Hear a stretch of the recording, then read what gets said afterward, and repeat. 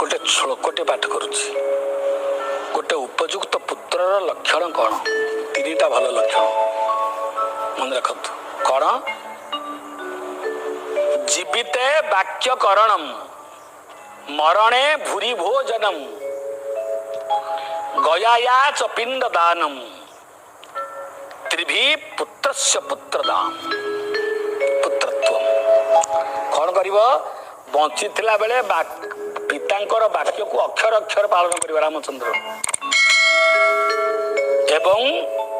मरीगला परे आबाल वृद्ध वनिता भूरी भोजन दब पितृलोक को बापा जी पेट पुरे खाया दब गोटे लोक को दिए पेट पुरे दब तृतीय गया पिंडदान देवे ये हूँ उत्तम पुत्र लक्षण तीनटा लक्षण मन रख